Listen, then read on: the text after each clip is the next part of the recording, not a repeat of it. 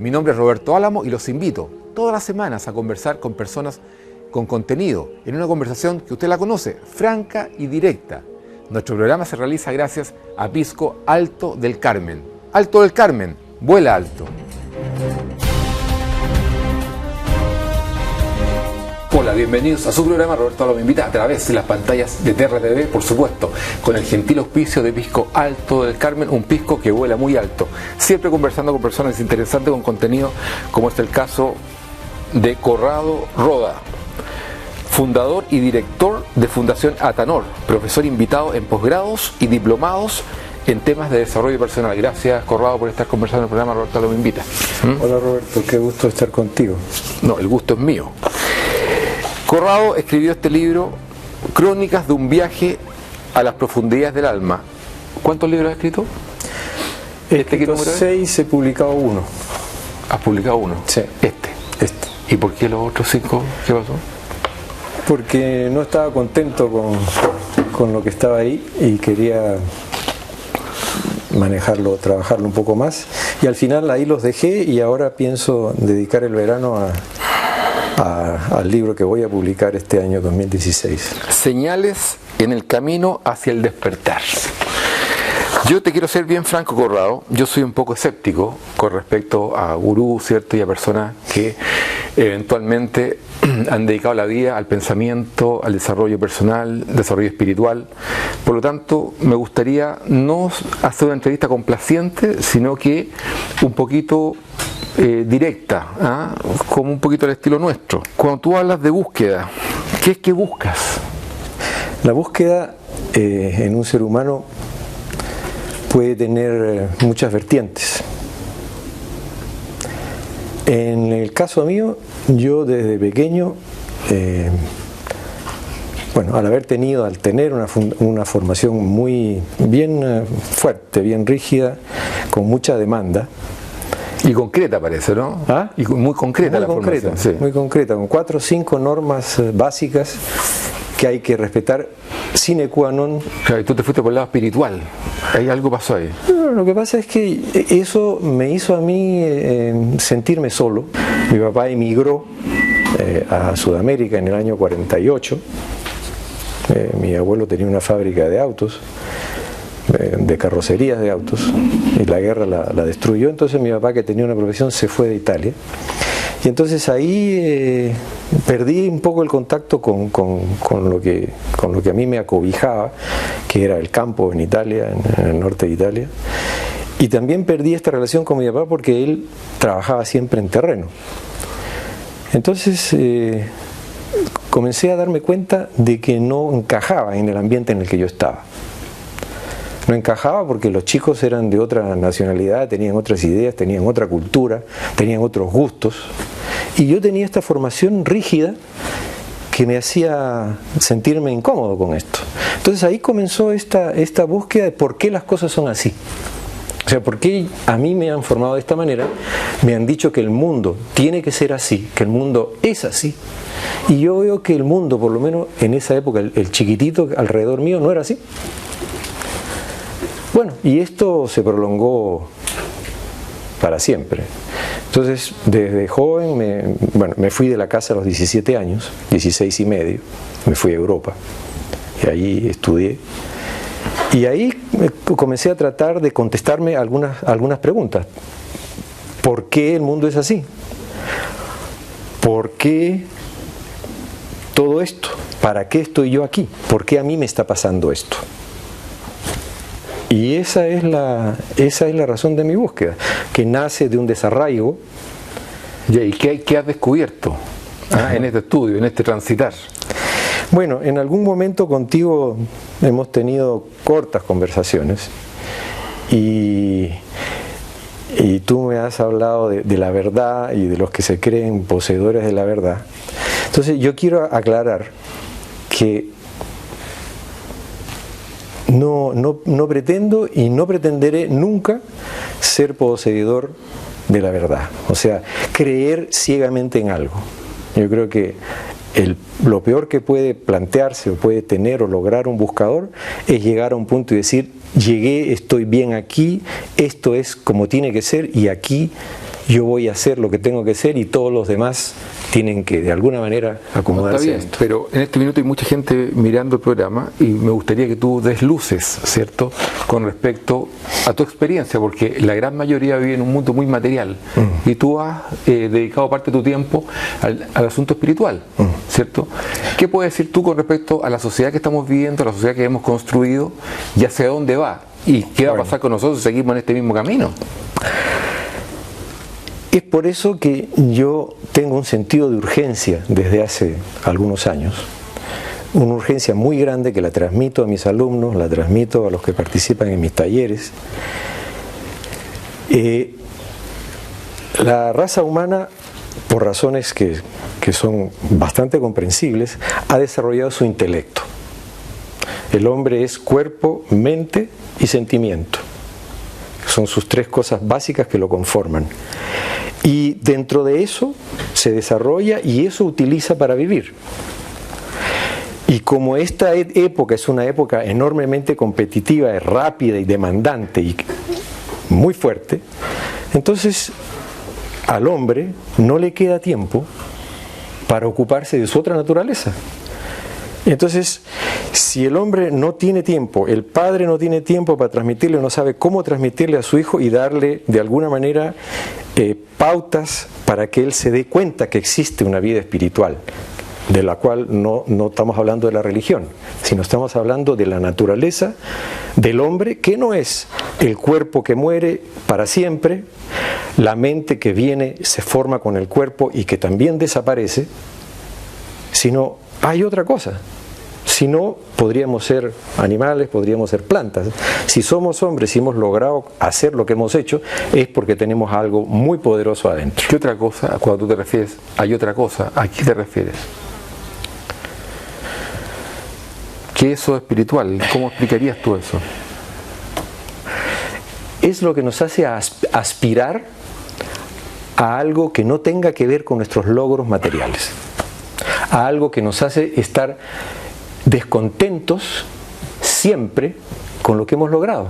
Tanto es verdad que las personas que tienen grandes logros materiales, llámense personas que han hecho mucho dinero, personas que han tenido éxito en política, en deporte, etc., difícil es que tú encuentres uno que esté contento. O sea, siempre hay la persona nunca está contenta con sus logros y cada vez que logra algo tiene que dar un paso más para tener más, para lograr más. Entonces, eso es una insatisfacción Si puedo hacer una deducción de lo que tú estás diciendo, una persona que tiene un desarrollo espiritual profundo cada vez necesita menos en lo material. Exactamente. O sea, necesitamos comer, necesitamos abrigo, necesitamos tal vez un auto, pero podemos limitar a lo indispensable cediendo una parte de nuestra energía, una buena parte de nuestra energía, al cultivo de la otra naturaleza. Y de eso se trata. Yo le digo a la gente a menudo, a la gente que me pregunta, a la que me consulta, le digo, vienen por ejemplo por una terapia, yo le digo, no tienes que cambiar nada, pero entonces, Corrado, tengo que dejar este trabajo que me estresa, además que me encierra, me embrutece incluso. No tienes que dejar nada de lo que estás haciendo, pero tienes que comenzar a preguntarte para qué vienes, para qué estás acá. ¿Estás acá para hacer eso? ¿Estás acá para tener una familia? ¿Estás acá para tener ciertas comodidades? ¿O estás aquí para algo más? Entonces ahí invariablemente, fíjate que es milagroso, invariablemente la persona se queda callada y parece que esta pregunta toca algo. Entonces, ¿qué es lo que toca? Toca la chispa de la otra naturaleza, la realidad de la otra naturaleza, realidad con la cual no estamos conectados. Por ejemplo, te pongo un ejemplo. Sí. Discúlpame que te interrumpa. No.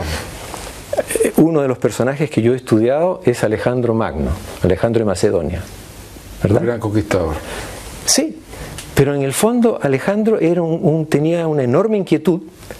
Tanto es verdad que su padre Filipo, en una zona muy grande, una especie de castillo, trajo a Aristóteles con todos sus ayudantes a a estar 3 años con Alejandro y sus amigos. Sin embargo, todo lo que aprendió y todo lo que logró no lo hicieron feliz. Cuando se regresó de la India, se dice que le pidió a su amigo muy cercano y general que iba al lado de él en el carro en que lo transportaban porque no estaba bien, dijo: yo quiero llegar a la ciudad donde estaban llegando, a Alejandría, con las manos afuera. Y entonces le preguntó: ¿por qué? Para que todo el mundo vea que Alejandro no ha logrado nada. ¿Te das cuenta? ¿Qué significa eso? Eso significa que él que se dio cuenta que había dedicado 12 años de su energía y de su esfuerzo para no alimentar esa otra cosa.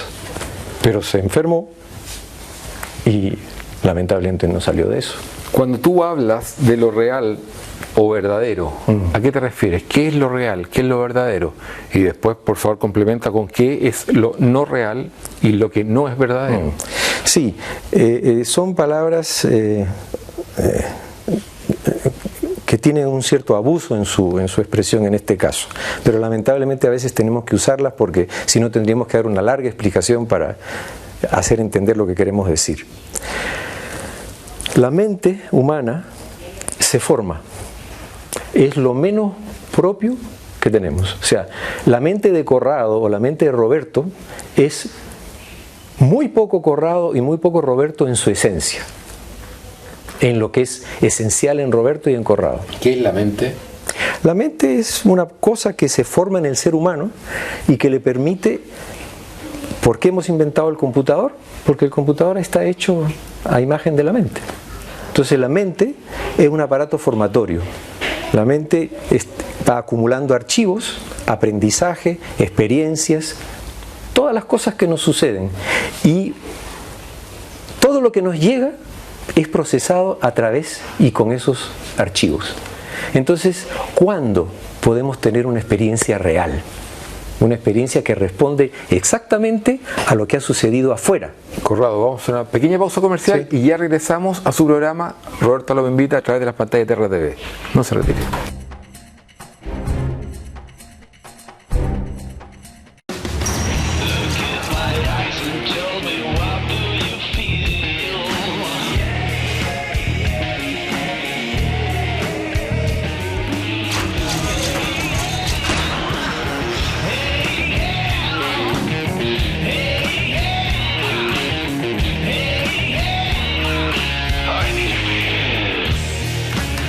Si te cambia la perspectiva, ves lo que realmente importa. Alto del Carmen. Vuela alto. Hemos regresado a su programa Roberto lo invita a través de las pantallas de Terra TV, por supuesto, con el gentil auspicio de Pisco Alto del Carmen, un pisco que vuela alto, conversando con Corrado Roa, fundador y director de la Fundación Atanor. Estamos hablando, Corrado, de lo que es real y verdadero. Dale, ilumínanos. Como te dije, y en el intervalo una persona que estaba aquí lo ratificó a través de pruebas, de lectura de pruebas científicas, la mente se forma. Y obviamente, como se forma desde que uno, al poco tiempo que nace, uno no puede decidir cómo se va a formar, ni puede hacer referencia a lo que uno ha venido a hacer aquí, que es otro tema interesante. Cada uno tiene un propósito en la vida. Uno nace con un propósito en la vida. Las escrituras más antiguas del mundo, que son el Vedanta hindú, dice específicamente: cada hombre es un ser espiritual manifestado en un cuerpo que tiene como objetivo realizar un propósito con el que ha llegado. Entonces, ese es nuestro primer obstáculo. Recibimos una formación X que a veces, por casualidad o por alguna otra razón, coincide con el propósito de la persona. Y ahí tenemos ciertos grandes hombres, posiblemente. Está bien, pero seamos concretos. Tú le has dedicado parte importante de tu vida al desarrollo espiritual. ¿Cuál es tu misión? Tu misión, Corrado, en este mundo. Después de mucho trabajar mi alquimia interna, y de mucho observar, llegué a la conclusión que yo he venido a servir. ¿De qué forma? Danos luces. Bueno, la palabra es un poco fuerte, pero yo siento que yo he despertado hasta cierto punto de esta especie de ilusión en la que vivimos, en parte generada por cómo nos hemos formado y en parte por la forma como tenemos que vivir y cómo se plantean las cosas en nuestra sociedad. Entonces, yo sentí la necesidad de despertar, o sea, de ver y saber lo que realmente soy y qué es lo que tengo que ser aquí. Y a través de ese camino me di cuenta que yo siempre tenía la necesidad de resolverle a los demás los problemas. ¿Y sientes que estás cumpliendo esa misión? Sí. ¿A través de tu fundación? Bueno, a través de la fundación, de las cosas que hacemos. ¿Y le has cambiado la vida a alguien, por ejemplo? Sí. O sea, hay personas que siguen viniendo a la fundación desde hace tiempo, ya no para recibir consejo, sino siguen viniendo para practicar determinadas cosas y seguir su evolución integral. Ver y mirar, ¿cuál es la diferencia? Bueno, yo veo... Hay hartos términos, así que démosle velocidad a la cuestión. Yo veo con estos ojos, ¿ya?, que ven lo que hay, pero es procesado por el cerebro. Y la mente da una explicación. La mente enseguida toma un archivo. La mente construye una realidad. Así es. Ya. O sea, no, deforma esa realidad. La deforma en el sentido de que como tú te has formado, de repente juzga eso de una cierta manera y no responde a la verdad. Eso porque pasa a través de tus sentidos. De mis sentidos. ¿Y los sentidos deforman la realidad? No, los sentidos simplemente son vehículos para traer la información hacia adentro. ¿Por qué se deforma entonces? Sentir. ¿Tu mente la Porque deforma? es la mente la que te da... ¿Y por qué la deforma? Bueno, no la deforma en forma negativa, simplemente, oye, está clarísimo lo que dijo un buscador, un norteamericano. Dijo, los indios que estaban en esa isla cuando aparecieron las carabelas de Colón, miraron hacia el horizonte durante varios días. Y no vieron nada. Y no vieron nada. Llegó el brujo de la tribu y vio algo. ¿Por qué? Porque había hecho un trabajo consigo mismo que le permitía ver con más claridad. Y ese es nuestro trabajo, tratar de que nuestra mente no sea lo único con lo que podemos ver, con lo que podemos mirar, sino haya otra cosa que nos ayude a mirar. El problema es cuando la mente está contaminada, te entrega construcciones erradas. Tú has hablado de la felicidad. ¿Qué es la felicidad? Todos queremos ser felices. Bueno. ¿Tú eres feliz? Lo que pasa, Roberto, es que la felicidad tiene que ver con la realización de ciertas cosas. Yo siempre quiero llegar a un lugar, yo siempre quiero tener algo, yo siempre quiero que lo que me rodea responda a determinadas cosas y determinados valores que yo tengo. Entonces, la felicidad, en términos que conocemos, está dada por el logro de determinadas cosas. Y cuando las cosas no te resultan, eres infeliz. Y cuando las cosas te resultan, necesitas más cosas porque extrañamente hay algo que no queda satisfecho. Entonces la felicidad no es permanente. ¿Qué es permanente entonces? La búsqueda. La búsqueda y la pregunta tienen que ser permanentes. No importa a dónde llegues. ¿Y qué estado emocional tienes que tener en esa búsqueda?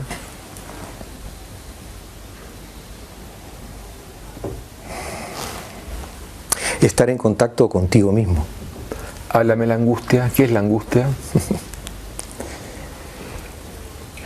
La angustia es justamente la queja de esa parte tuya que no recibe lo que necesita. De eso que tú recibes es procesado y no te satisface. Ejemplo. Tengo que venir yo podría decir hace algún tiempo, si Roberto Álamo me hubiera invitado a una entrevista, yo hubiera podido tener un poquito de angustia, pensando me va a ir bien, me va a ir mal, voy a saber contestar, qué contestar. ¿Por qué? Porque hay una inseguridad, porque uno quisiera tener todo amarrado siempre. Entonces uno se angustia porque no está seguro que lo que tiene y lo que puede llegar a tener, de repente no lo va a tener o de repente no lo satisface. Pero como buen italiano, dominador de la palabra, nunca te va a quedar callado, siempre va a tener algo que decir, ¿no? Yo conozco a algunos italianos, que son amigos míos, que nunca se quedan callados. Yo me quedo callado a menudo, Roberto. ¿Ah, sí? Sí, y trato de hablar... Dale mensaje a mi amigo entonces. Oye, trato de hablar solamente cuando siento que puedo servir. ¿Qué es el miedo? Nuevamente, inseguridad. Queremos tener todo arreglado. Queremos tener el seguro, la ISAPRE, la AFP, después la A no sé cuánto y no sé cuántos que te asegura que cuando la ISAPRE no cubre, te lo cubre, la AFP que te aumenta más cantidad, casa aquí, casa allá. Queremos tener todo seguro. Entonces, ¿por qué queremos tener todo seguro? Porque tenemos miedo a no tener adentro algo que nos satisfaga sin necesidad que lo que nos satisface sea lo que viene de afuera. Lo externo. Lo externo. ¿Tiene que ver con poseer también? Explícame, ¿qué es poseer? Mis hijos, mi auto, mi casa, mi mujer. Pero el lógico debe ser tu mi mujer. Trabajo. Pero es tu mujer. No es tuya, mi mujer. Pero es tuya propia. Sí, es como hablar de verdad, de conciencia, de amor. Tú eres abierto de mente y... No, es que tu mujer es tu mujer, sí, tus hijos son tus hijos. Pero es mi mujer, o sea, me acompaña, mi mujer me acompaña, pero sigue siendo una persona totalmente independiente a la cual yo tengo que, en la medida de lo posible, generarle las condiciones para que ella también se desarrolle. O sea, uno es dueño de nada. De nada. Ese es el problema cardinal. Uno es dueño de nada. ¿De qué te sirve la fortuna, la seguridad, el poder cuando se te cae el hijo, como al cantante guitarrista, se le cayó el hijo del 11º piso del edificio, porque no se preocupó de poner una malla? Cuando te comienzas a sentir mal, como gente que me viene a ver, va al médico, una alumna mía, y le dicen: usted tiene cáncer en los 2 senos. Una mujer estupenda, con una carrera profesional por delante extraordinaria, siente que se le acaba el mundo. ¿Por qué? Porque vivimos siempre insertos en las cosas materiales, en las necesidades, en la necesidad de logro, en la necesidad de tener. ¿Por qué? Porque no hay adentro, no se ha formado, no se ha desarrollado esa cosa que puede ser nuestro verdadero rector. Entonces te falta algo de afuera, pero tienes eso. Te falla tu mujer, pero tienes eso. Como dice el poeta libanés y Jalil Gibran, los hijos son flechas que uno tira al viento. Algo por ahí. Son como una flecha. Correcto. El egoísmo. Bueno, tenemos que ser egoístas. ¿Tenemos que ser egoístas? Sí, tenemos que ser egoístas. ¿Por qué?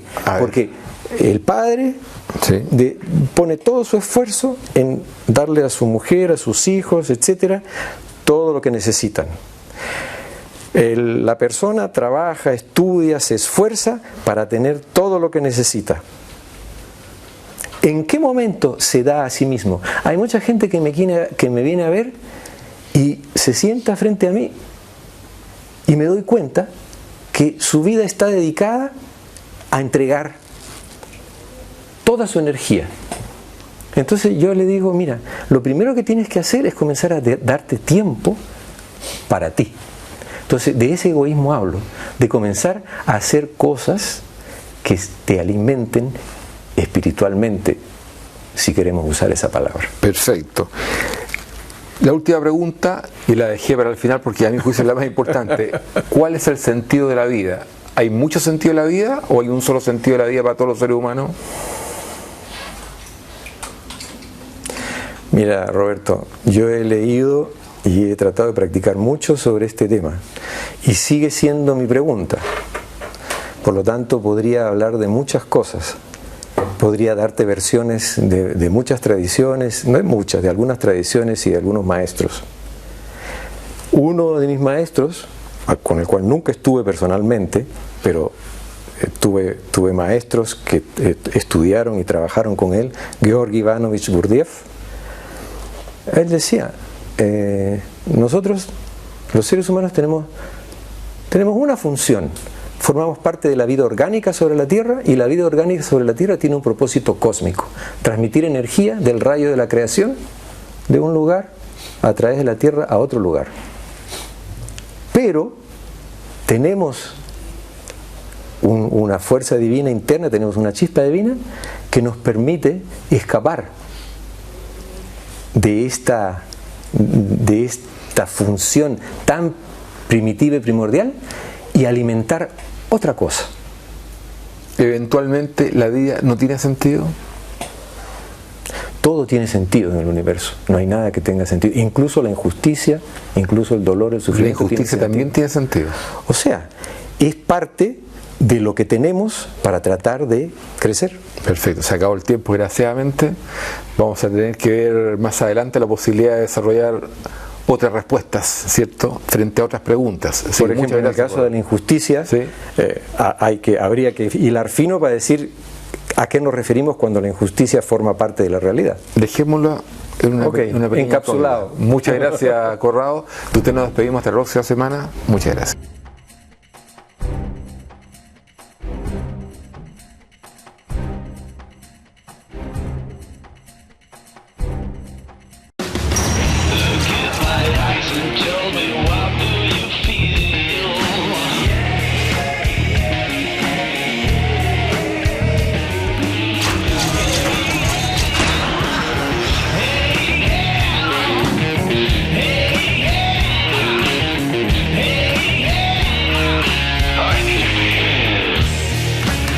Si te cambia la perspectiva, ves lo que realmente importa. Alto del Carmen. Vuela alto.